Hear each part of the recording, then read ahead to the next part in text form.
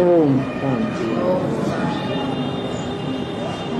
रात्रि क्लास चल रहा था 20/12/68 का। पहले पेज के मध्यांश में बात चल रही थी कि मनुष्य 84 जन्म लेते हैं, 84 लाख योनियों में नहीं जाते हैं। अर्थात 84 लाख योनियां जैसे जैसे कर्म करती हैं, वैसे वैसे मनुष्य आत्माएं कर्म कर सकती हैं, परंतु 84 लाख योनियों में नहीं जाती हैं। 84 लाख योनियां तो होती हैं, परंतु मनुष्य आत्मा ज्यादा से ज्यादा 84 जन्म लेती है।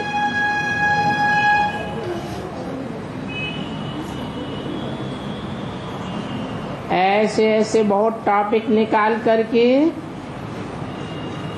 सहज सहज तुम बच्चे समझा सकते हो।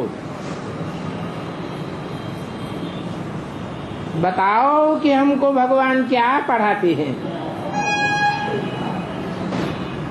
और शिव भगवान कैसे पढ़ाते हैं।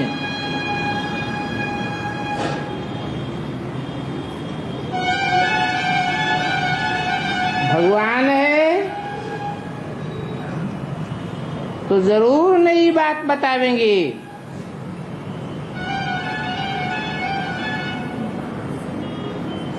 और अन्य आत्माओं की तरह नहीं बतावेंगे,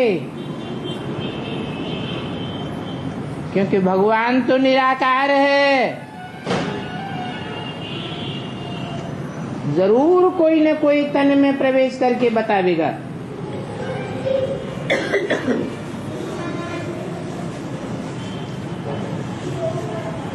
कहाँ कहाँ यादगार मंदिरों में बैल भी दिखाती हैं।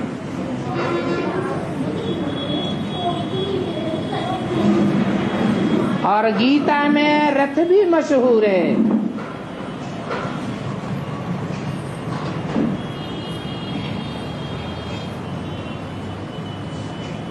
शिव निराकार है, ज्योति बिंदु है। ज्योति बिंदु का बड़ा रूप शिवलिंग बनाया है। वो शिवलिंग भी निराकारी तेज की यादगार है,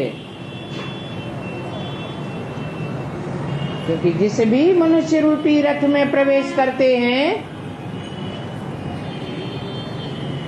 वो हाथ पांव नाक आंख कान आदि इंद्रियों के स्मृति से परे हो जाता है। इसलिए निराकार की यादगार शिवलिंग मंदिरों में रखी हुई है। परंतु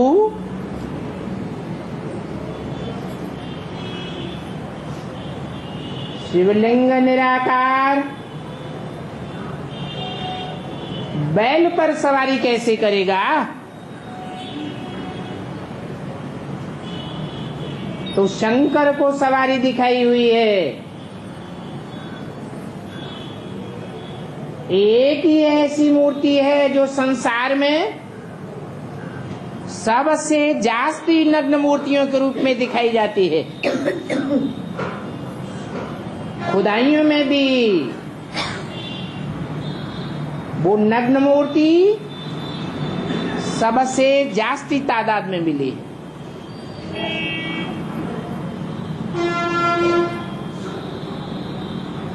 मूर्तियों के रूप में, विग्रह के रूप में शंकर की मूर्ति कहो, तीर्थंकर की मूर्ति कहो, एक ही मूर्ति सबसे जास्ती तादाद में मिली है। बाकी उससे जास्ती तादाद में शिवलिंग मिली है।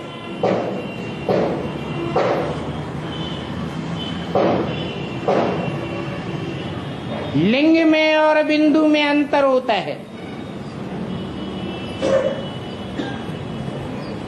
जैसे बाबा मुरली में कहते हैं, सूक्ष्म रूप को याद नहीं कर सकते हो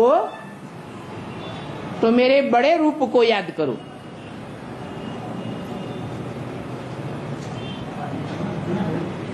सूक्ष्माति सूक्ष्म ज्योति बिंदु मेरा सूक्ष्म रूप है, और लिंग तो चाहे जितना बड़ा बना दो, क्योंकि महिमा तो तब होगी जब वो बिंदु कर्मेंद्रियों से कोई कार्य करके दिखावे। तो बड़ी महिमा कैसे दिखाई जाए? तो बड़ी महिमा दिखाने के लिए लिंग को बड़ा आकार दे दिया है। आत्माओं की यादगार शालिग्राम छोटे छोटे दिखावेंगे और रुद्रयज्ञ रचते हैं तो लिंग बड़ा दिखावेंगे। वो बड़ा रूप जरूर साकार स्वरूप की यादगार है, जो पुरुषार्थ संपूर्ण होने के बाद शिव बाप समान निराकारी स्टेज को पकड़ लेता है। जैसे कि हाथ पांव नाका कान है ही नहीं,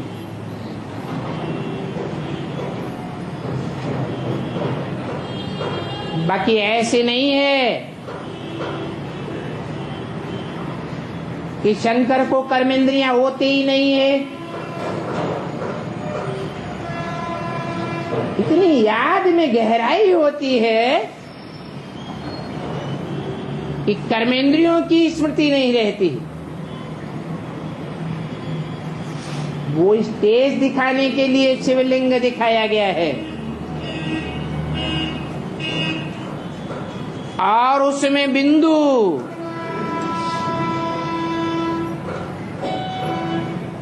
अति सूक्ष्म स्टेज में भी दिखाते हैं,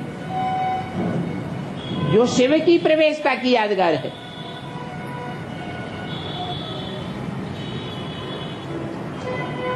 ऐसी निराकारी स्टेज धारण करने के बाद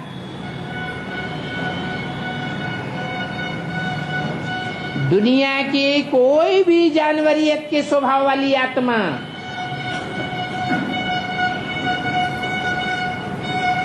कैसी भी राक्षसी आत्मा क्यों न हो, उसमें प्रवेश करके उसके कार्य व्यवहार को बदलने की शक्ति पैदा हो जाती है।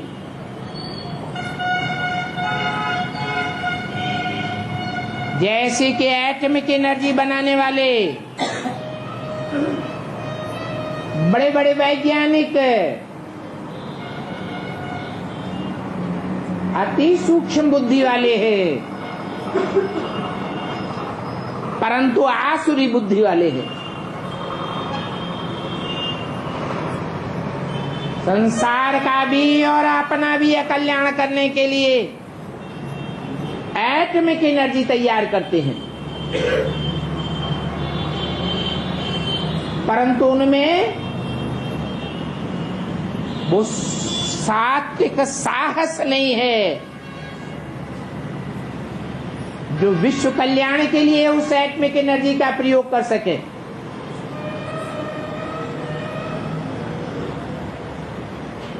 क्योंकि विनाश भी कल्याणकारी कार्य है, परंतु भावना कल्याणकारी चाहिए।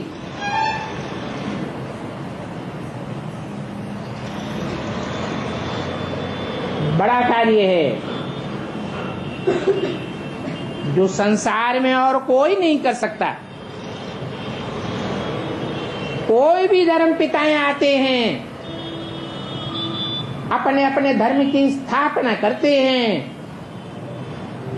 वृद्धि करते हैं, परंतु पुरानी परंपराओं का, पुराने धर्मों का, पुराने राज्यों का, पुरानेपन का विनाश नहीं कर पाते। और जब तक पुरानी परंपराओं का खंडन नहीं होता है, तब तक नई परंपराएं पनप नहीं सकती हैं।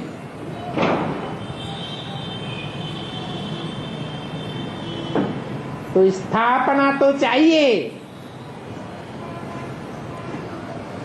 स्थापना के कार्य के लिए ब्रह्मा को दिखाया हुआ है, परंतु ब्रह्मा की पूजा नहीं होती है, क्योंकि स्थापना का कार्य तब तक अधूरा है, तब तक संसार में प्रत्यक्ष नहीं हो सकती स्थापना, जब तक पुरानेपन का विनाश न हो, पुराने धर्मों का विनाश न हो। पुराणखंडी साधु संत महात्मा, पंडा पुजारी मौलवी पोप, इनका पराभव न हो जाए, तो वो कार्य निराकारी स्टेज में ही संभव है। ऐसी निराकारी स्टेज धारण करने वाले को आत्मनिष्ठ कहा गया है गीता में, और बोला है कि आत्मनिष्ठ व्यक्ति सारे संसार की भी हत्या कर दे तो भी उसके ऊपर कोई पाप नहीं लग सकता।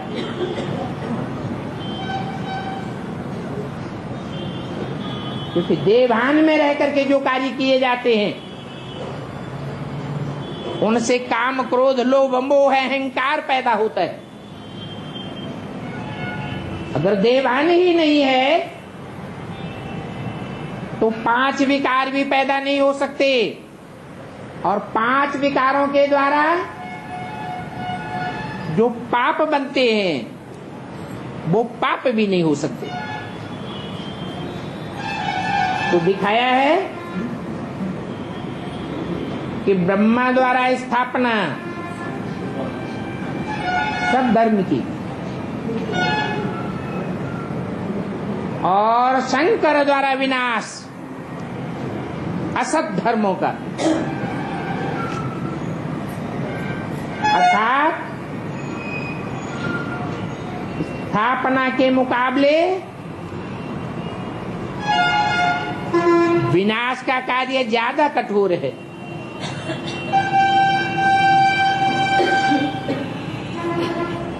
और वो कठोर कार्य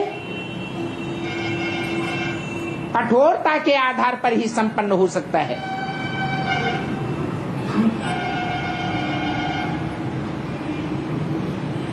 स्ट्रिक्ट बनना पड़ता है।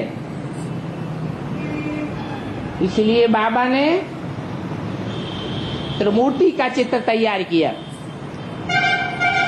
उसमें ब्रह्मा को सहज आसन पर बिठाकर दिखाया है, ताकि साबित हो कि वो लीनेंसी में रहते हैं, कड़क स्वभाव नहीं है, लचीला स्वभाव संस्कार है। और शंकर को कड़क बैठक में दिखाया गया है। वो किसी की कोई बात नहीं सुनता। जो ब्रह्मा के मुख से निकले हुए महावाक्य हैं, वो पत्थर की लकीरें हैं, शिव के वाक्य हैं। इसलिए ब्रह्मा से जाकर कोई पूछते थे बच्चे, बाबा घर में बहुत परेशानी है, पूरा परिवार दुखी है, परेशान है, हमको शादी करनी ही पड़ेगी। तो ब्रह्मा बाबा का मन द्रवित तो हो जाता था। बल मुरली में आया है, शादी बर्बादी, तो भी बाबा का द्रवित मन बच्चे का दुख सुन नहीं सकता। नाम ही है ब्रह्मा, ब्रह्म ने बड़ी, माँ माने माँ। माताओं में सबसे बड़ी माँ। इस माँ के लिए बोला है ये ब्रह्मा ही तुम्हारी जगदम्बा है, एक दो की अम्बा नहीं। किसकी अम्बा? सारे जगत की अम्बा। तो माताओं जैसे स्वभाव संस्कार उसमें भरे हुए हैं। वो लीनियंसी के स्वभाव संस्कार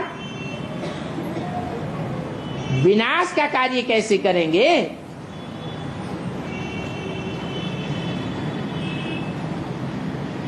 मन द्रवित हो जाता था।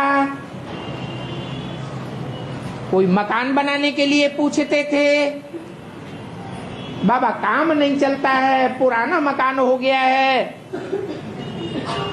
बहुत दुखी है, किराए पर कहां तक लेते रहेंगे, किराए देने वाले मालिक बहुत परेशान करते हैं। तो भी बाबा का मन द्रवित हो जाता, परमिशन दे देते। बल मुरली में बोला हुआ है प्रॉपर्टी नहीं बनानी है, सब खलास होने वाला है।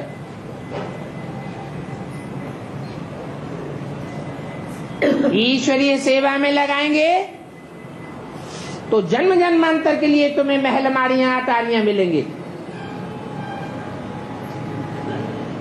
लौकिक सेवा में लगावेंगे तो एक जन्म के लिए सुख मिलेगा, वो भी कोई जरूरी नहीं मिले मिले न मिले। लेकिन ब्रह्मा बाबा का द्रवित मन शिव की मुरली को भी काट देता था। अब शिव की मुरली ही तो ब्रह्म वाक्य है। ब्रह्म वाक्य के लिए गायन है ब्रह्मम वाक्यम जनार्दनम। ब्रह्म वाक्य ब्रह्मा का वाक्य नहीं है, किसका वाक्य है? शिव का वाक्य है। तो बड़ा अंतर पड़ जाता था। वो माता का पाठ था। गायन है त्वमेव माता च पिता त्वमेव, तू ही मेरी माता है, तू ही मेरा पिता। ये तू कह करके किसको संबोधित किया जाता है? कौन सी आत्मा के लिए? शिव के लिए। लेकिन वो शिव का रूप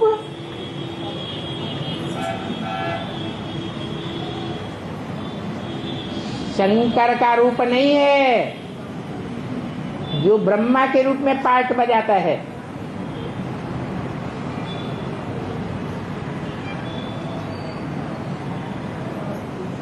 माताएं बच्चों के कल्याण के लिए पति से भी अड़ जाती है। इसलिए बैल का अड़ियल स्वभाव दिखाया जाता है।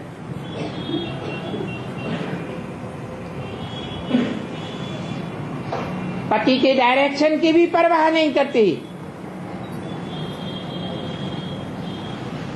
बच्चों का दुख उनसे देखा नहीं जाता। बाप तो कठोर स्वभाव का होता है।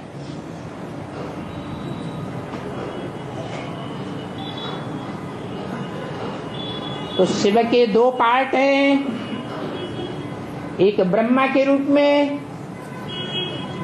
और एक जगत पिता। जगतम पितरम वंदे पार्वती परमेश्वरो।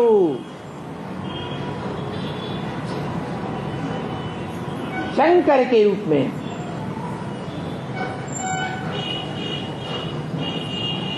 जो बैल को शंकर में मंदिर में दिखाया जाता है,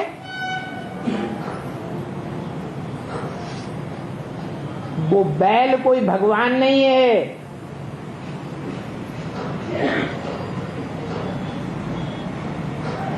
वो तो भगवान की सवारी मात्र था। ब्रह्मा कोई भगवान नहीं है, भगवान की सवारी मात्र था। भगवान माता के रूप में नहीं आते, भगवान तो सदैव पिता के रूप में संसार में प्रत्यक्ष होते हैं। माता तो पति से कंट्रोल्ड होती है, भगवान किसी से कंट्रोल्ड नहीं हो सकता। वो तो सारी दुनिया के ऊपर शासन करने वाला है और कठोरता से शासन करने वाला नहीं है, हिंसा से शासन करने वाला नहीं है। जैसे दुनिया में मनुष्य हुए, हिटलर, नेपोलियन, मुसोलिनी, अलेक्जेंडर,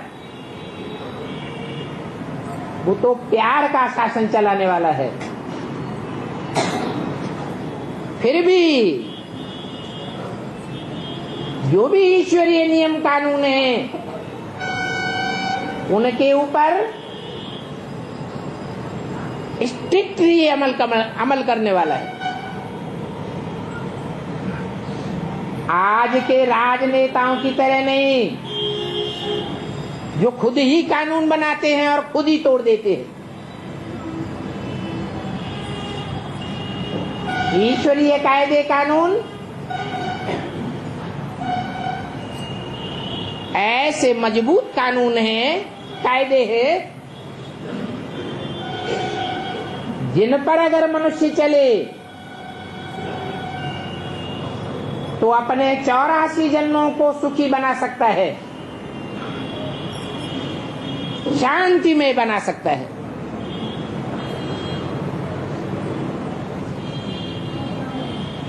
तो बताया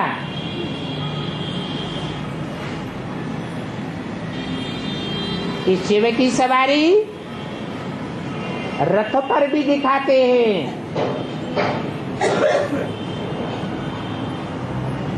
और शिव शंकर भोलेनाथ की सवारी बैल पर भी दिखाते हैं।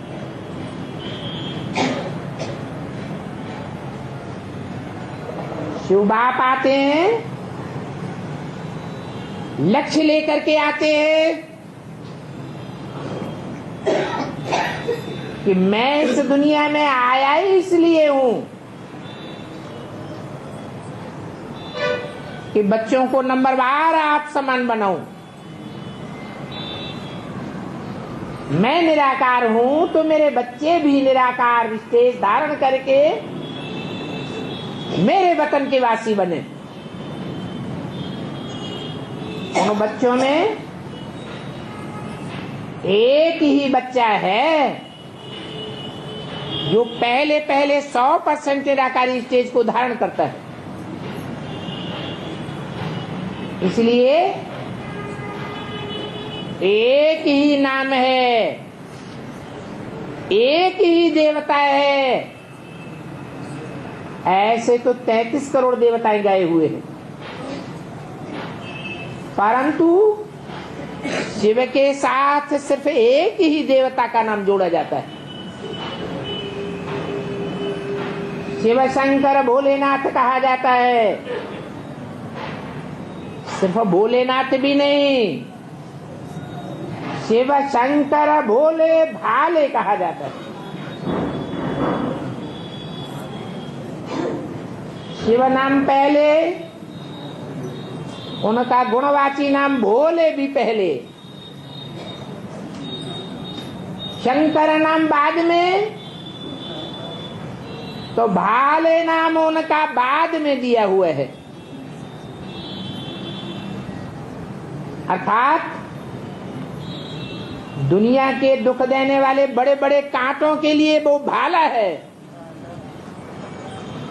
और सुखदायी फूलों के लिए वो बड़े से बड़ा फूल किंग फ्लावर, कमल का फूल है। इसलिए शंकर का आसन प्रायः करके कमल फूल भी दिखाया जाता है।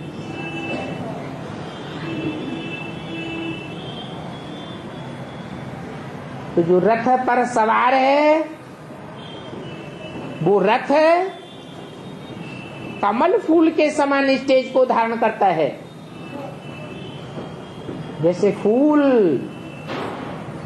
कितना भी बड़ा हो परंतु बहुत हल्का होता है, हल्का स्वभाव संस्कार, कोई भी प्रकार का बोझ नहीं। जो बोझ अनुभव करते हैं जरूर देह अभिमान का बोझ है, जन्म जन्मांतर के पापों का बोझ है। नहीं तो एक सेकंड में निराकारी स्टेज बन जानी चाहिए। इसलिए मुरली में बोला भी है कि बाप दादा चाहे तो अभी भी वापस परमधाम जा सकते हैं, परंतु बच्चों के लिए रुके हुए हैं। बच्चों की अवस्था भी नंबरवार निराकारी बने। 4.5 लाख बच्चे हैं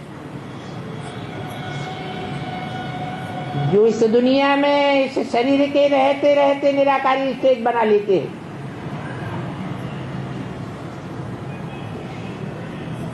और शरीर के रहते रहते परमधाम की स्टेज को अनुभव कर लेते हैं।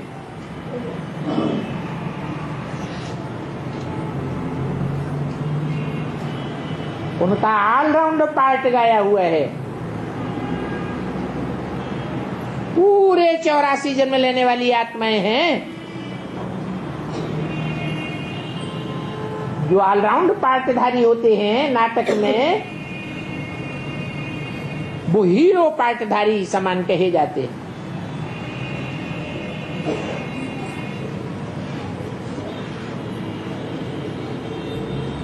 तो रथ का बड़ा गायन है। गीता के फर्स्ट पेज पर कौन सा चित्र दिखाते हैं? है? रथ का चित्र दिखाते हैं। भगवान आया तो काहे पर सवार होके आया? रथ पर सवार होके आया। मनुष्यों ने समझ लिया कोई स्थूल रथ होगा। उन्हीं मनुष्यों ने ये गलतफहमी कैसे धारण कर ली जिन्होंने शास्त्रों में भी लिख दिया शरीरम रथम विद्धे इंद्रियाणि हयान्याहु। शरीर को रथ समझ, इंद्रियों को घोड़ा समझ। फिर भी गलतफहमी हो गई। मनुष्य की भिकारी बुद्धि ये तालमेल नहीं बैठा सकी कि वो शरीर रूपी रथ कौन सा है जिस रथ पर सवार होकर वो निराकार परमेश्वर इंद्रियों को कंट्रोल करता है और शरीर रूपी रथ को संचालन करता है।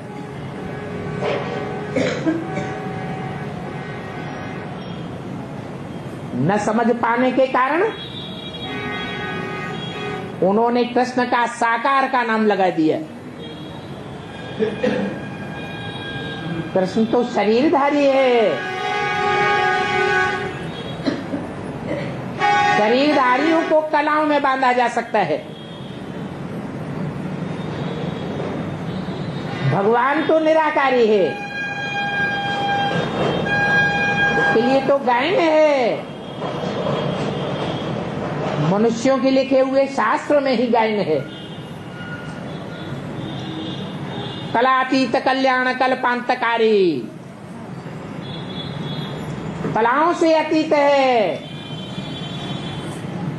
4 युगों रूपी कल्प का अंत करने वाला है।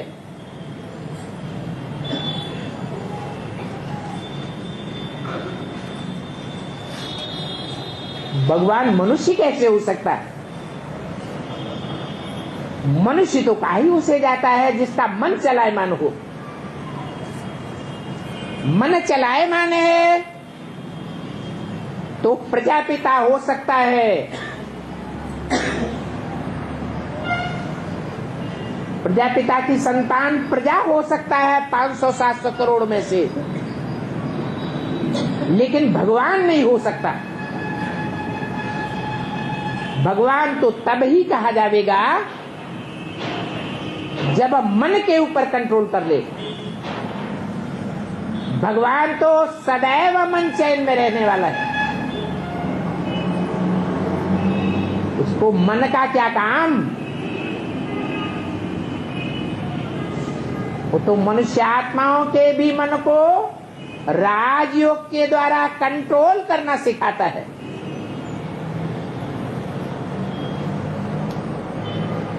उसका मन कैसे वशीभूत होने से परे हो जाएगा।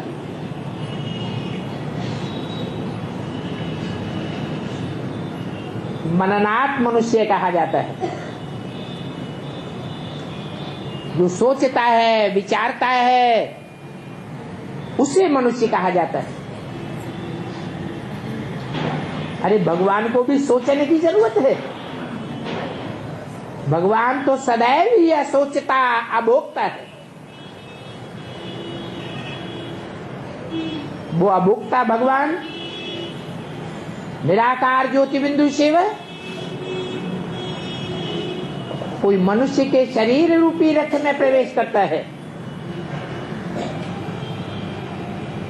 तो वो रथ मशहूर है। शास्त्रों में भाग्यशाली रथ के रूप में भी गाया हुआ है, जो ज्ञान गंगा लाने के निमित्त बनता है। ज्ञान कोई पानी की गंगा में नहीं आता है,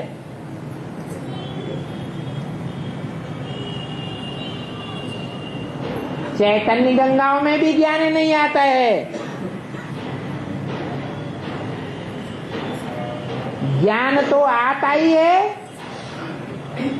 500-700 करोड़ मनुष्य शक्ति के बीच, जो सर्व मनुष्य मात्र का पिता है, सर्व मनुष्य मात्र का बाप है, धर्म पिताओं का भी बाप है। धर्म पिता है वो भी आदम को मानते चले आए हैं।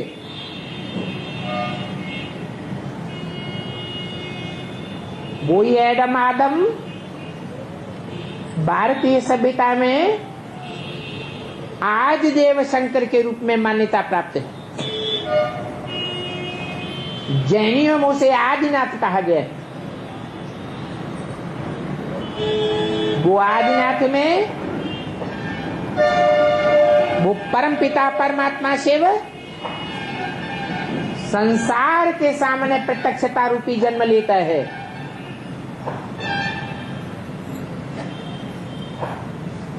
और घोर अज्ञान की अंधकार की रात्रि में जन्म लेता है।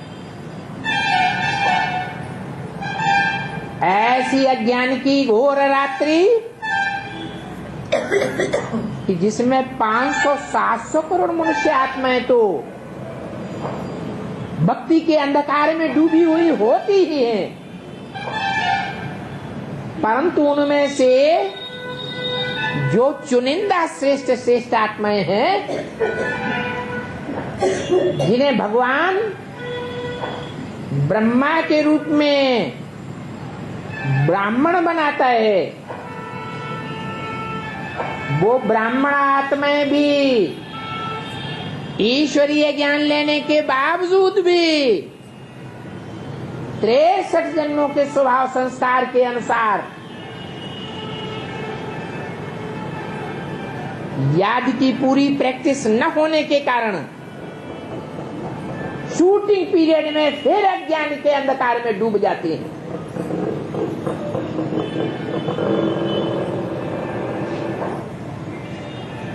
और इतना ही नहीं, जैसे गीता में और शास्त्र में गाया हुआ है कि कोटों में कोई और कोई में भी कोई,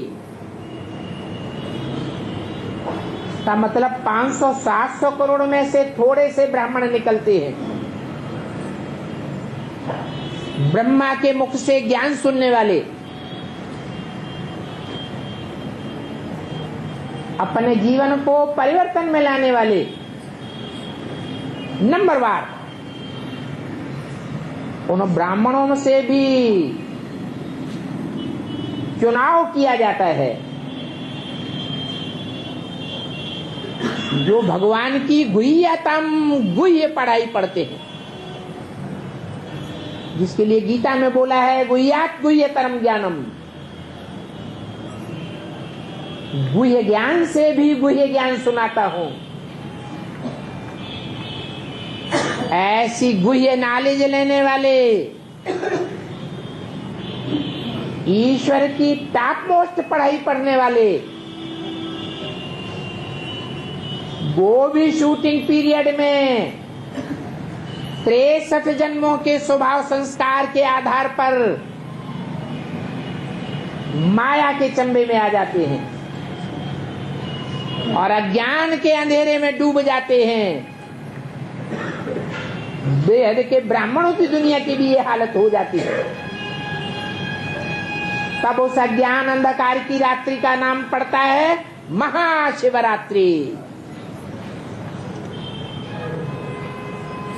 कोई नहीं जानता ये शिव की जयंती का टाइम है, इसलिए भक्ति मार्ग में कोई भी शिव जयंती नहीं मनाते। क्या मनाते हैं? शिवरात्रि मनाते हैं। ये तो अधूरे नॉलेज लेने वाले ब्राह्मण सन 36 के बाद दुनिया के देखा दुने नकल करके शिवरात्रि के दिन महाशिवरात्रि अथवा शिव जयंती का पर्व मनाए लेते हैं। उनसे पूछा जाए कि शिवरात्रि के दिन ही तुम ये पर्व क्यों मनाते हो, तुम्हें कैसे पता चला कि इस शिवरात्रि के दिन ही भगवान आते हैं? तो बता ही नहीं सकते कि भगवान के आने का तो टाइम किसी को पता ही नहीं चलता। अरे भूत प्रेत मनुष्य आत्माएं प्रवेश करती हैं तो सबको पता लग जाता है इसमें भूत प्रेत का आवेश हुआ, चेहरा मोहरा बदल जाता है। तो मनुष्यों की प्रवेशता में और भगवान की प्रवेशता में तो जमीन आसमान का अंतर है। मनुष्य आत्माओं को सूक्ष्म शरीर होता है, सूक्ष्म शरीर जन्म जन्मांतर के पापों के बोझों से बोझिल होता है, इसलिए भटकता रहता है।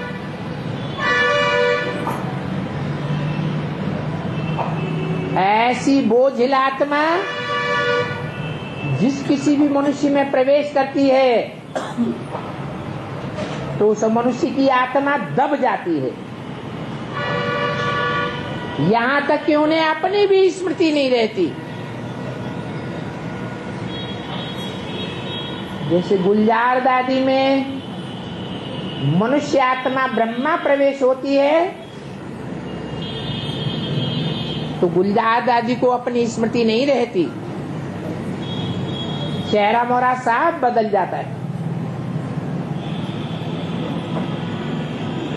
परंतु भगवान की प्रवेशता ऐसी नहीं होती। परमपिता परमात्मा शिव की आत्मा में तो कोई भी पापों का बोझ नहीं है, वो तो कभी पापात्मा बनता ही नहीं। पाप आत्मा कहा जाता है, पाप परमात्मा नहीं कहा जाता। पुण्य आत्मा कहा जाता है, पुण्य परमात्मा नहीं कहा जाता। जो जन्म मरण के चक्र में आएगा वो पाप पुण्य भी करेगा। अरे परम पिता परमात्मा तो जन्म मरण के चक्र में ही नहीं आते, तो पाप पुण्य से उनका कोई भी लेना देना नहीं। इसलिए वो आत्मा तो हल्की फुल्की है और सदैव ही हल्की फुल्की है। जिस किसी भी मनुष्य रूपी रथ में प्रवेश करती है, भगवान के रूप में प्रत्यक्ष होना है अथवा ब्रह्मा के रूप में नहीं भी प्रत्यक्ष होना है, तो भी कब आती है कब जाती है किसी को पता भी नहीं चल सकता। इसलिए मुरली में बोला है, पता कैसे चलता है कि इनमें बाप भगवान है। इन्हें ब्रह्मा को पता चलता है क्या? ब्रह्मा को भी पता नहीं चलता, तो दूसरी आत्माओं देखने वालों को कैसे पता चलेगा कि कब भगवान आता है कब चला जाता है? इसलिए भगवान की प्रवेशता का जब पता ही नहीं चलता तो जन्मदिन कैसे मनावेंगे? उनका तो जन्म भी दिव्य है। मनुष्यों के सदृश जन्म नहीं है कि गर्भ के अंदर छुपा बैठा है तो गुप्त है और गर्भ से बाहर आया तो प्रत्यक्ष है, माने जन्म है। उनका तो बेहद का जन्म है। जरूर कोई शरीर रूपी रथ है,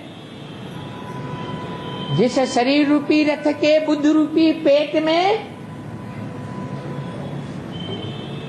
प्रवेश तो है,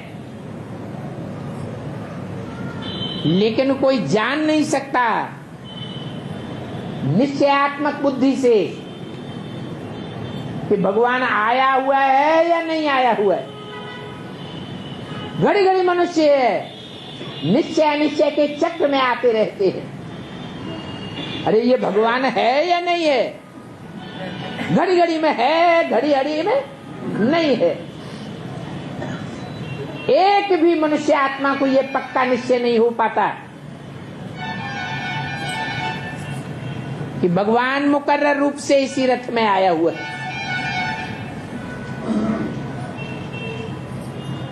इसलिए उसे जन्म नहीं कहेंगे, ज्ञान गर्भ कहेंगे। जो चीज है गर्भ में समाई हुई है उसके बारे में कुछ भी नहीं कहा जा सकता।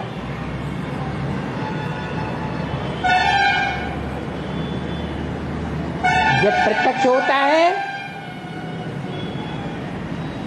तो ऐसे ही प्रत्यक्ष होता है बेहद के रूप में, जैसे हद की दुनिया में बच्चा प्रत्यक्ष होता है। बच्चा पहले किसके सामने प्रत्यक्ष होता है? माँ के सामने प्रत्यक्ष होता है।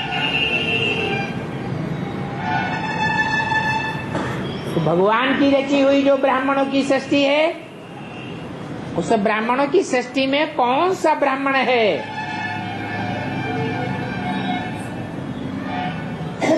जिस ब्राह्मण में पहले पहले भगवान प्रत्यक्ष होता है?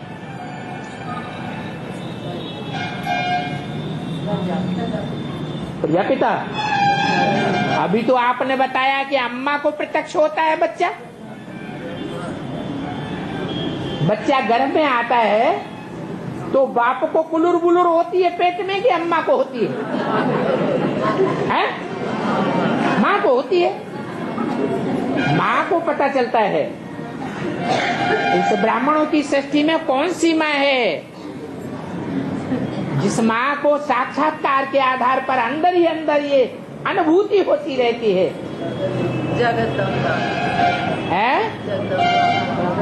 दादा लेकर आए तो शरीर ही छोड़ गए। अरे मुर्दों के कैसे प्रत्यक्ष हो जाएगा? है जगदम्बा। जगदम्बा को अगर ये प्रत्यक्ष हो जाए पहले पहले कि भगवान बाप आया हुआ है, तो जगदम्बा रुद्रमाला का मणका नहीं है? है? जब रुद्रमाला का मणका है तो रुद्रमाला के मणके पुरुष हैं या स्त्री हैं स्वभाव संस्कार से? और पुरुष सब दुर्योधन दुशासन है या नहीं है? सब दुर्योधन दुशासन। इसलिए जो दुर्योधन दुशासन है वो कैसे जानेंगे? पहले पवित्र आत्माओं को अनुभूति होनी चाहिए या पवित्र आत्माओं को अनुभूति होनी चाहिए? ये रुद्रमाला के मणके तो जन्म जन्मांतर के राजाएं हैं भिखारी, इनको कैसे अनुभूति हो सकती है? ये तो घड़ी घड़ी निश्चय और घड़ी घड़ी अनिश्चय के चक्र में आते रहते।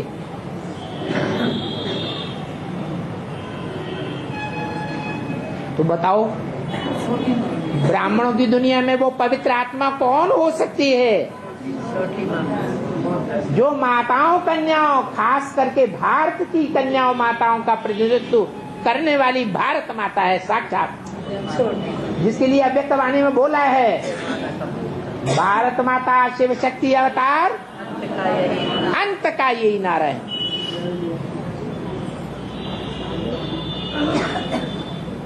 तो भगवान बाप प्रत्यक्ष होते हैं, बच्चे के रूप में नहीं, स्थूल बच्चे के रूप में नहीं। ये तो प्रत्यक्षता रूपी जन्म है। जैसे बच्चा प्रत्यक्ष होता है तो मां को पहले प्रत्यक्ष होता है, बाद में जो परिवार के लोग हैं वो पहले पहचानते हैं। घर परिवार के पहले पहचानेंगे, फिर मोहल्ला पड़ोस के लोग जानेंगे, फिर गांव वाले जानेंगे, फिर जनपद वाले जानेंगे, फिर दुनिया वाले जानेंगे। ऐसे नहीं कि सारी दुनिया के सामने एक साथ प्रत्यक्षता रूपी जन्म हो जाएगा।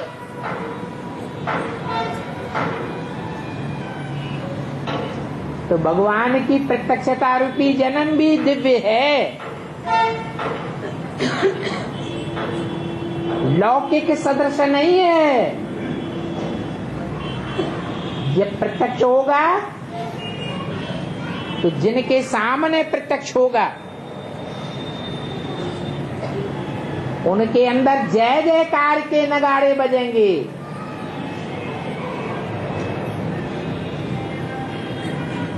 और कोई ऐसे उनके विरोधी भी होंगे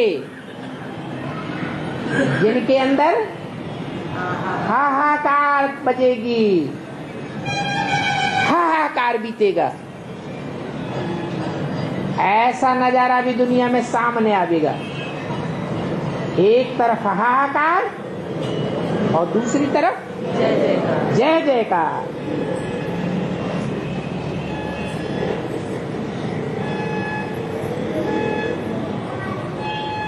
तब कहेंगे ज्ञान की गंगा प्रैक्टिकल में आ गई।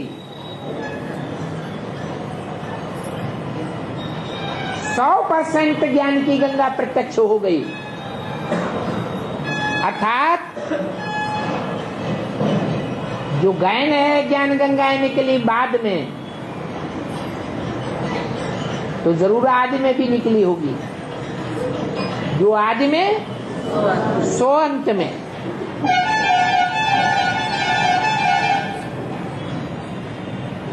अंत में ज्ञान गंगा प्रत्यक्ष हो जाती है। कैसे प्रत्यक्ष होगी? जरूर ईश्वरीय ज्ञान की सबसे जास्ती सेवा करने वाली होगी। भगवान बाप को संसार में प्रत्यक्ष करने वाली होगी। जो मुरली में बोला है कि बड़े बड़े सन्यासी जब निकलेंगे तो तुम बच्चों का नाम बाला हो जाएगा। इसका मतलब कि बड़े बड़े सन्यासी जो जन्म जन्मांतर की पवित्र आत्माएं हैं, पवित्रता के संस्कार को विरुद्ध को धारण करने वाली हैं, वो ज्ञान की गहराई को इतना उठाती है कि संसार में अज्ञानियों का और अज्ञान का खंडन कर देती है। जैसे भारतवर्ष में 1200 वर्ष पूर्व, 1400 वर्ष पूर्व शंकराचार्य ने भारत की चारों दिशाओं में विधर्मियों के ज्ञान का खंडन कर दिया था और भारत देश की चारों दिशाओं में 4 मठ स्थापन कर दिए थे।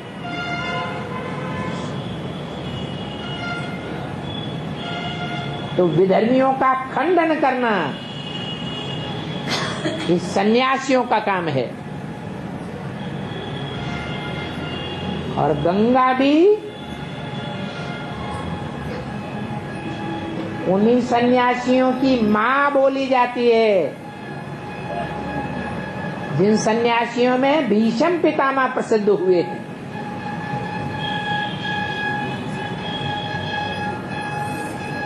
आज भी गंगा के किनारे जाके देखो, जब पुरुषार्थ की ठंडी का मौसम होता है तो आज भी वो सन्यासी गंगा के किनारे चौकड़ी मार के ऐसे बैठते हैं जैसे मेढक बैठा हुआ हो।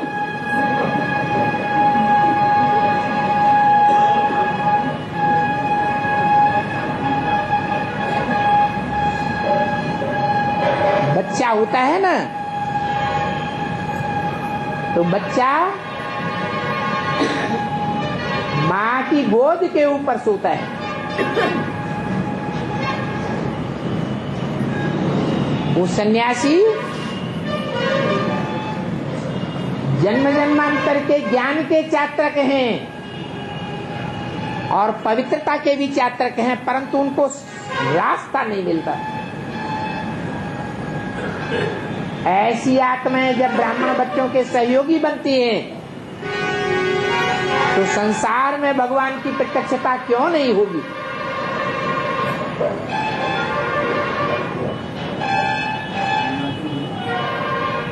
तो गंगा भी निकलती है, फिर और भी सहायक नदियां निकलती हैं, यमुना भी निकलती है, गोमती, घाघरा, सभी नदियां निकलती हैं। और अंत में जाकर के ब्रह्मपुत्रा नदी से मिलती है गंगा। इसकी पुत्रा है, ब्रह्मा की पुत्रा। ब्रह्मा की पुत्री है तो जरूर ब्रह्मा कुमारी होगी।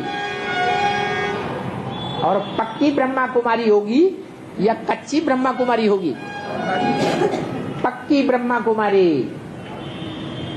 पक्का ब्रह्मा को फॉलो करने वाली।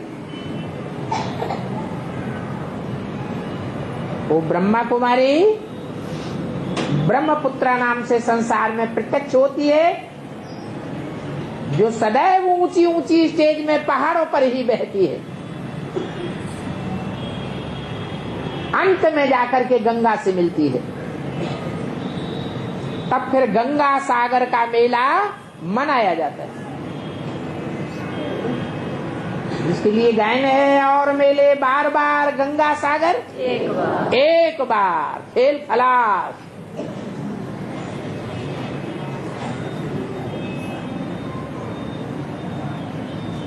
अब ये अंतिम गंगा सागर का मेला होने वाला है।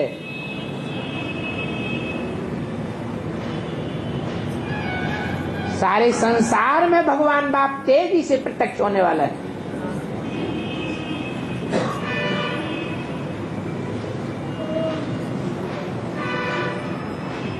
तो भागीरथ का नाम प्रत्यक्ष है और प्रसिद्ध है, क्योंकि ज्ञान गंगा को लाने के निमित्त बनता है। ज्ञान कोई स्त्री चोले से नहीं आता है,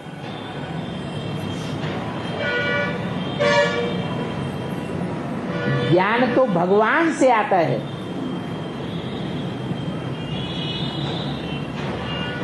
अज्ञान मनुष्य गुरुओं से आता है। अज्ञान कहो, भक्ति कहो, ज्ञान तो एक बात ही देता है। परंतु ये जरूर कहेंगे, पहले पहले ज्ञान बुद्धि का विषय है। बुद्धि रूपी पेट में पहले रमण करता है।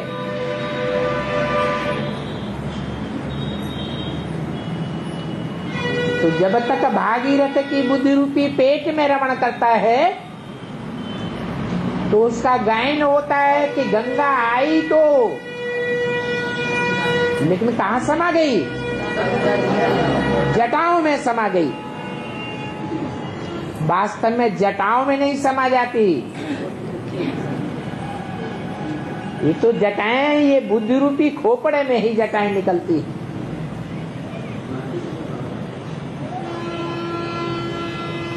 और मनुष्य का जो खोपड़ा है वो जन्म जन्मांतर से विकारी है या निर्विकारी है? विकारी है। मानवीय बुद्धि अपने अपने तरीके से गीता का रहस्य बताती है, गीता की व्याख्या करती है, परंतु असली व्याख्या तो भगवान बाप ही करते हैं। यज्ञ के आदि में भी गीता के ही अर्थ बैठ सुनाते थे। अभी भी दुनिया में शास्त्रों के बीच में सर्वोपरि ग्रंथ कौन माना जाता है? श्रीमद् भगवत गीता। दुनिया के जितने भी वेद शास्त्र ग्रंथ हैं उनमें गीता ही सर्वोपरि है, जो भगवान की गाई हुई मानी जाती है। परंतु गलती से देहधारी का नाम डाल दिया। जो देहधारी देवकी माता के गर्भ से जन्म लेते दिखाया गया।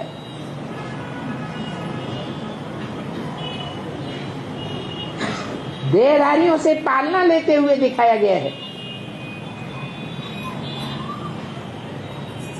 वास्तव में भगवान को तो पालना की जरूरत ही नहीं है, वो तो सारे संसार का पालन करता है। सारे सृष्टि का धरता भरता है।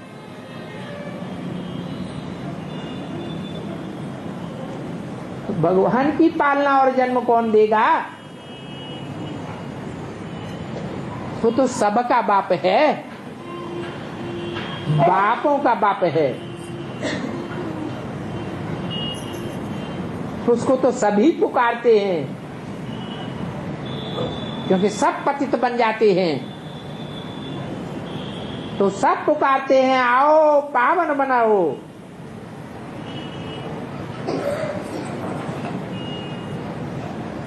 तो जरूर जिसमें पहले पहले आता है वो भाग्यशाली मनुष्य भागीरथ कहा जाता है, जिसमें बाप की पहले पहले प्रवेशता होती है। बाकी गंगा की बात नहीं है, ज्ञान गंगा की बात है। मालूम कैसे पड़ता है कि इनमें बाप भगवान है? गंगा का पानी बहता है क्या? नहीं, जब ज्ञान की गंगा बहती है तो पता चलता है कि इनमें बाप भगवान है। बाकी गंगा की बात नहीं है, वो तो भगवान का रथ है। भगवान स्वयं कहते हैं कि मैं बहुत जन्मों के अंत के जन्म में प्रवेश करता हूं। बहुत जन्म होते हैं 84, और 84 जन्मों का भी अंत का टाइम वो है जब भगवान बाप प्रत्यक्ष होता है।